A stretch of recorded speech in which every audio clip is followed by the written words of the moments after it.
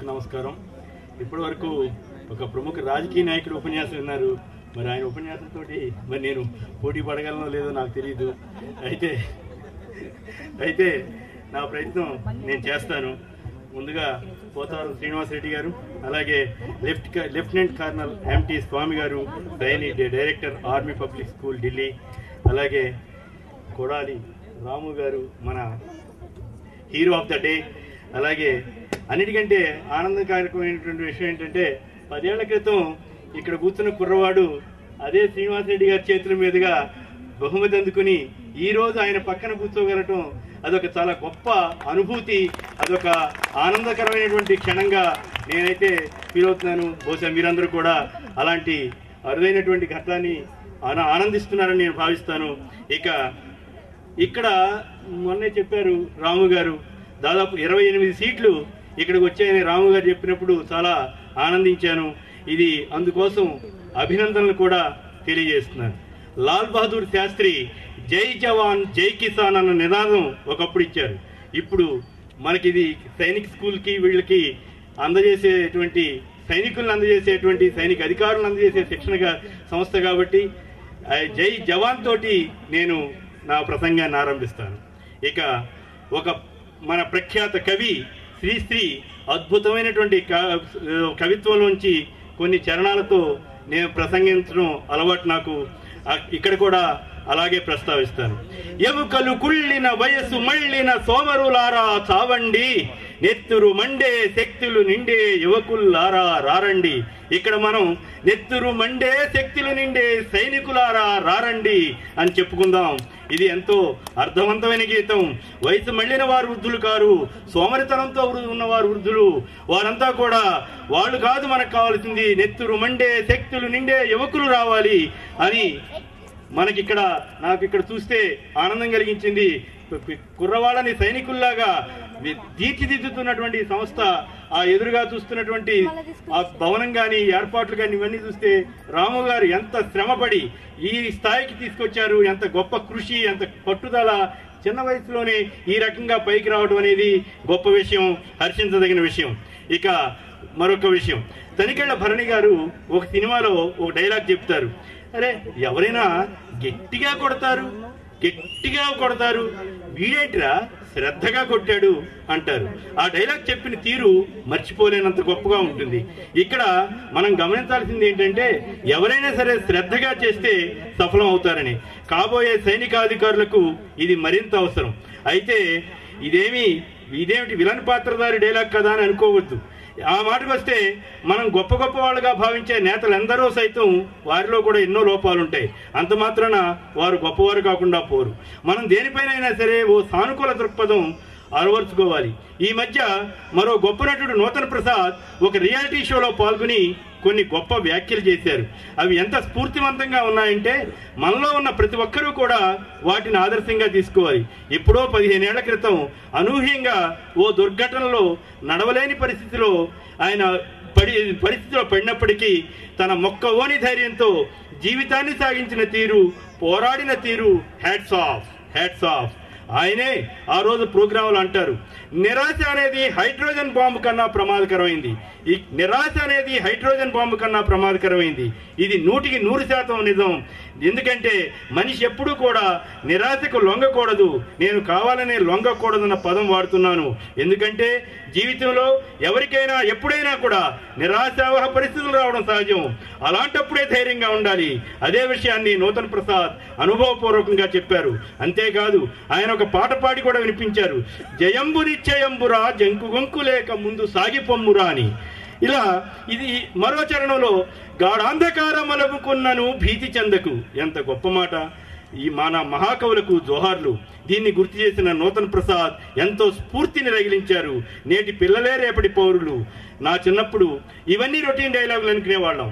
మీలో ఎవరైనా నాయకులు కావచ్చు అంటే అది అయ్యే పని కాదులే అనుకునేవాళ్ళం. మీలో ఎవరైనా డాక్టర్ కావచ్చు, లేదా అది కావచ్చు, ఇది కావచ్చు అంటే పెద్ద సీరియస్గా తీసుకునేవాళ్ళం కాదు. కానీ పరిస్థితులు మారాయి. ఇప్పుడు పరిస్థితులు వేరు. ఇప్పుడు మనందరికీ ఒక దశ నిర్దేశం చేసే పరిస్థితి ఆ రోజుల్లో ఉండేది కాదు.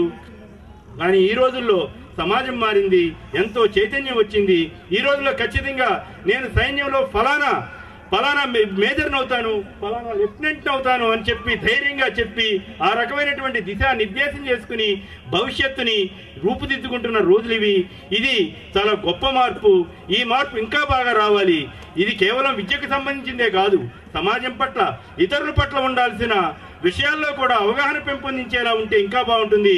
ఒక పక్క ఎవరికి వారు అభివృద్ధి చెందుతున్న తీరు సంతోషించాలో లేక తోటివారిని చూసి పట్టించుకోని పరిస్థితిని చూసి బాధపడాలో తెలియని పరిస్థితి ఏర్పడుతోంది.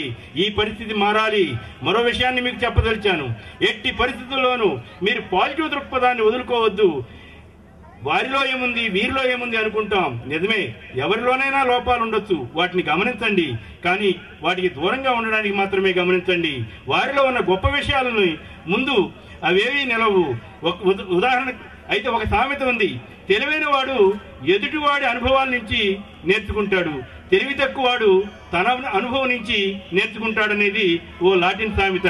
అంటే ఏంటి, ఎదుటివాడు చేసినటువంటి తప్పుల నుంచి నేర్చుకుని మనం ముందు జాగ్రత్త పడతాం అనేది తెలివైన వాడి లక్షణం. ఇది మనమంతా కూడా మహాత్ముడిగా పిలుచుకునే మా గాంధీజీలో లోపాలపై కూడా ఎంతో ప్రచారం జరిగింది. కానీ ఆయన సాధించిన విజయాల ముందు అవి ఏవి నిలవలేదు. అలాగే జవహర్లాల్ నెహ్రూపై ఎన్నో విమర్శలున్నాయి. ఆయన కాకుండా సర్దార్ వల్లభాయ్ పటేల్ ప్రధాని ఉంటే దేశ దిశ మరోలా ఉండేదన్న భావన ఉంది. కానీ నెహ్రూ దేశానికి చేసిన సేవ ముందు ఆ విమర్శలేవి నిలబడలేదు. అలాగే ఇందిరాగాంధీ, రాజీవ్ గాంధీ, ఆ మాటకొస్తే మన దివంగత నేత డాక్టర్ వైఎస్ రాజశేఖర రెడ్డి జీవించి ఉన్నప్పుడు ఆయన పాలనపై ఎన్నో ఆరోపణలు వచ్చేవి. ఆ తర్వాత ఇప్పుడు నెలకొన్న రాజకీయ పరిస్థితుల్లో ఆయన మరణం రాష్ట్రానికి తీరని నష్టం చేసిందన్న భావన, అరే ఆయన ఈ రోజు బతుకుంటే బాగుండేది అని చాలా మంది, నాకు తెలిసి చాలా మంది అనుకుంటాం విండా. అంటే పరిస్థితిని బట్టి సందర్భాన్ని బట్టి మారిపోతూ ఉంటాయి. ఇక పురాణాల్లోకి వెళితే శ్రీరాముడు ఎంతటి కష్ట సమయంలో కూడా పాజిటివ్ గా ఆలోచిస్తారో తెలియజేసే ఒక భాష్యాన్ని నేను చదివాను. అది నాకు ఎప్పటికీ కూడా నేను మర్చిపోలేను. కైకేయి శ్రీరాముడిని 14 ఏళ్ల పాటు వనవాసం వెళ్ళవలసిందిగా కోరుతుంది. అప్పుడు అందరికీ కోపం వస్తుంది, ఏమిటి కైకేయి, ఏమిటి ఇట్లా చెప్పింది అని. కానీ అప్పుడు శ్రీరాముడు అంటాడు, ఒరే ఒక్క మాట అంటాడు. ఏమనంటే, కైకేయి చాలా మంచిదిరా అంటాడు. ఇదేమిటి అందరూ తిడుతుంటే ఈయన ఇట్లా అంటాడు అని అంటాడు. అప్పుడు ఆయన అంటాడు, శ్రీరాముడు అంటాడు, కైకేయి తనకు దక్కిన వరంతో నన్ను జీవితాంతం వనవాసం చేయాలని ఆదేశిస్తే ఏమై ఉండేది, నేను ఖచ్చితంగా పాటించాల్సి వచ్చేది కదా. కానీ 14 ఏళ్ల వనవాసమే అన్నది కాబట్టి అది ఆమె మంచి మనసును అర్థం చేసుకోవాలని పాజిటివ్ ధోరణితోటి శ్రీరాముడు చెబుతాడు. అలాగే ప్రతి సమస్యను మనకు అనుకూలంగా మలుచుకోవడంలోనే గొప్పదనం ఉంది. అదృష్టం అనేది ధైర్యవంతులనే వరిస్తుంది. ఉదాహరణకి మన రాము గారు అదృష్టం ధైర్యవంతుడు కాబట్టే అదృష్టం ఆయన్ని వరిస్తోంది. అలా అనేది ఒక సామెత. 1940 మే 13వ తేదీన ఆనాటి బ్రిటన్ ప్రధాని విన్స్టన్ చర్చిల్ చేసిన ఒక గొప్ప ప్రసంగం దేశ ప్రజల్ని కదిలించింది. అంతవరకు ఆయన సీరియస్ గా తీసుకుని వారు కూడా ఒక్కసారిగా అలర్ట్ అయ్యారు. రెండో ప్రపంచ యుద్ధానికి సన్నాహాలు జరుగుతున్న రోజులవి. ఆయన అన్ని పార్టీల నేతలతో వార్ క్యాబినెట్ ఏర్పరిచారు. ఆయన అంటారు, చరిత్రలో అతి గొప్ప యుద్ధాల్లో ఒకటి కాబోతున్న యుద్ధాన్ని మొదటి దశలో ఉన్నాం మనం. I have nothing to offer but blood, toil, tears and sweat. From how we have before us an ordeal of the most grievous kind. You ask, what is our aim? In one word, it is the victory at all costs, victory in spite of all terrors, victory however long and hard the road may be. For without victory there is no survival అంటాడు. అంటే Winston Churchill చెప్పింది ఇది. Victory ఒక్కటే మన ముందుండాల్సిన లక్ష్యం అని రెండో ప్రపంచ యుద్ధంలో ఆయన చెప్పినటువంటి మాట. అది ఆ రోజు ఆ దేశ ప్రజల్ని ఉర్రతొలగించింది. అది ఒక దేశానికైనా, ఒక స్కూల్కైనా, ఒక విద్యార్థికైనా వర్తిస్తుంది. ఇక్కడ ఉన్నటువంటి విద్యార్థులు కోరుకొండ విద్యానికేతన్ కానీ, కోరుకొండ కోచింగ్ సెంటర్ విద్యార్థులకైనా విక్టరీ అనేది ఒక్కటే మీ మనసుల్లో మార్పులని చెప్పడానికే దీన్ని వాడుకుంటున్నారు. Come then let us go forward together with our united strength అని కూడా మనందరం కలిసికట్టుగా ముందుకు సాగుదామని ఆయన పిలిపించారు. ఆ తర్వాత రెండో ప్రపంచ యుద్ధంలో ఏం జరిగిందో మనకు తెలుసు. చర్చిల్ జాతినంతటిని నడిపి ఒక గొప్ప హీరో అయితే మరో ఉదాహరణ చెప్తాను. ఓ గొప్ప మహిళ గురించి కూడా ఇప్పుడు చెప్తాను. అమెరికాలో 1872లో ఓ ఆసక్తికరమైన ఘట్టం జరిగింది. ఆ రోజుల్లో మహిళలకు ఓటు హక్కు అమెరికాలో సైతం ఉండేది కాదు. సుసాన్ బి ఆంటోనీ అనే ఆమె అమెరికా అధ్యక్ష ఎన్నికల్లో చట్టవిరుద్ధంగా ఓటు వేశారు.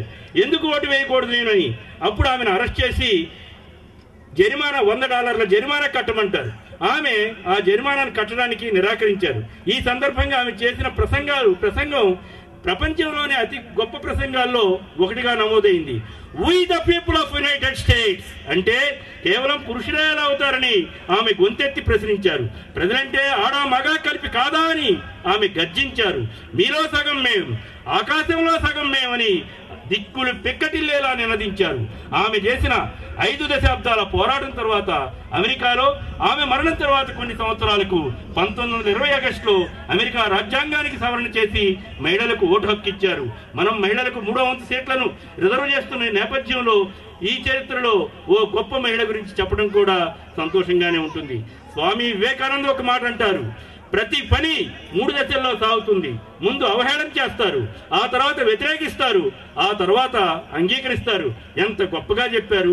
వర్తమాన కాలానికన్నా ముందుగా ఆలోచించేవారు సహజంగానే అపార్థానికి గురవుతారు. ఎందరో శాస్త్రవేత్తలు ఇలాంటి అనుభవాలను ఎదుర్కొన్నవారే. భూమి గుండ్రంగా ఉన్నదన్న శాస్త్రవేత్తను ఎలా అవమానించారో మనందరికీ తెలుసు. అయినా గొప్పవారు పుడుతూనే ఉంటారు, ఈ సమాజాన్ని ముందుకు తీసుకువెళ్తూనే ఉంటారు. అందుకే వివేకానంద మరో మాట అంటారు, don't look back, forward. Infinite energy, infinite enthusiasm, infinite daring and infinite patience. అప్పుడే గొప్ప కార్యాలను సాధించవచ్చు. వివేకానందుడు చెప్పిన ఈ మాటల్ని ఇక్కడ ఉన్నటువంటి ప్రతి విద్యార్థి, ఆ మాటకు వస్తే ప్రతి విద్యార్థి తల్లిదండ్రి కూడా ఆలోచించాలా, ఎంత గొప్ప విషయాలు చెప్పారని. కాబట్టి అంతేకాదు ఆయన ఇంకో మాట అంటారు, fear is death, fear is sin, fear is hell, fear is wrong line. All the negative thoughts and ideas that are in the world have proceeded from the evil spirit of the fear. అంటే భయం నుంచి వచ్చే భయాన్ని వదలండి, భయాన్ని వద్దు. భయం అంటే చావు, భయం అంటే పాపం, భయం అంటే నరకం. ఈ భయాన్ని వదలండి. ఈ భయం అనేటువంటిది చాలా చెడ్డ శక్తి నుంచి వచ్చేది అని చెప్తారు వివేకానంద. కాబట్టి మిత్రులారా, మనం భయాన్ని పెడదాం. మరొక మాట, మనం పుస్తకాలు చదివే కొద్దీ మనం ఎంత జ్ఞానమో మనకు తెలుస్తుందని ఓ గొప్ప రచయిత అంటారు. అంటే చదివే కొద్దీ జ్ఞానామృతాన్ని మనం సేవించవచ్చు. ఈ విషయాలు ఎవరూ మర్చిపోకూడదు. చివరిగా విద్యార్థులారా, మీ మేధస్సు ఎంతో శక్తివంతమైంది. దీన్ని మేల్కొనకపోతే అది నిద్రాణంగానే ఉంటుంది. కాబట్టి చదివి బాగా పైకి వచ్చి మీకు, మీ తల్లిదండ్రులకు, మీ విద్యా సంస్థ కోరుకొండ కోచింగ్ సెంటర్, కోరుకొండ విద్యానికేతన్కు, అంతేకాదు సమాజానికి కూడా మంచి పేరు తేవాలని ఆకాంక్షిస్తున్నాను. నాకు ఈ అవకాశం ఇచ్చిన సంస్థ యాజమాన్యానికి, కోరుకొండ విద్యా సంస్థల చైర్మన్ కొడాలి రాము గారికి ప్రత్యేక ధన్యవాదాలు. All the best.